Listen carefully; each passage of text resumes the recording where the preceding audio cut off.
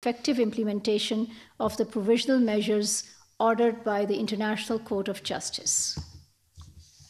Last week, Foreign Secretary Mohammad Cyrus Sajjad Qazi also delivered a statement at the high-level segment of the Conference on Disarmament.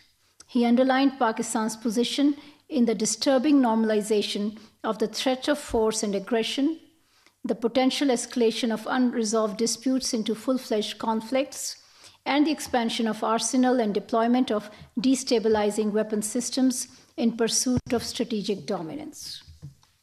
The Foreign Secretary reiterated Pakistan's unwavering commitment to fostering a peaceful neighborhood grounded in principles of mutual respect, sovereign equality, and undiminished security for all states.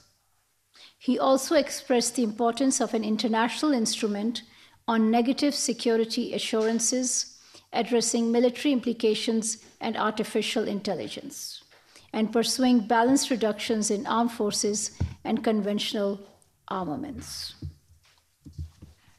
Pakistan strongly condemns yesterday's massacre by Israeli occupation forces of unarmed Palestinians who were awaiting life-saving aid and food delivery in Gaza.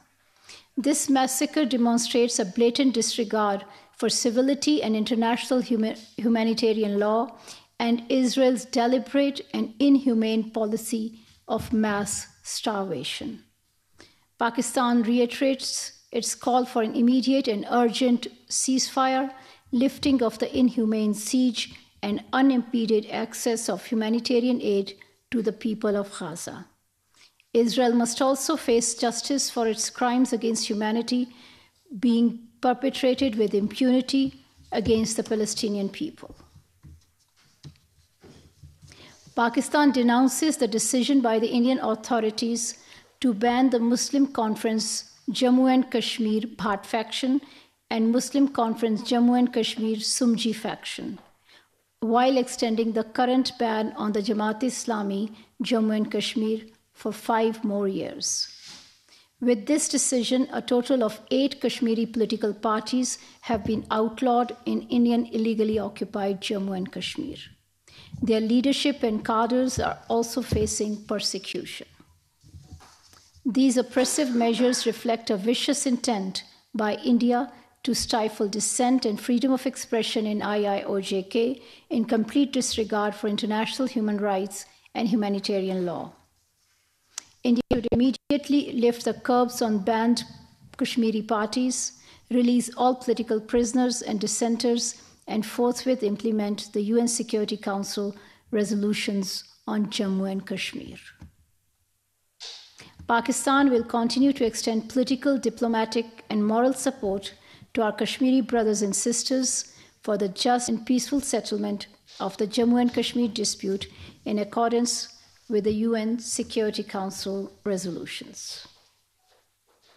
Now, some upcoming diplomatic engagements. Pakistan is hosting the 9th Pakistan-EU Political Dialogue on 6th of March. Foreign Secretary Mohammad Cyrus Sajjad Qazi will lead the Pakistan delegation, while Deputy Secretary General, European External Action Service, Enrique Mora, will lead the EU side. The two sides will discuss domestic political developments, implementation of the Pakistan-EU Strategic Engagement Plan, counter-terrorism, as well as important regional and global developments. The last Pakistan-EU political dialogue took place on 22nd of November 2022 in Brussels. The 5th session of bilateral political consultations between Pakistan and Canada is scheduled to take place in autumn. एक जानिब तर्जुमान दफ्तर ख़ारजा की news briefing जारी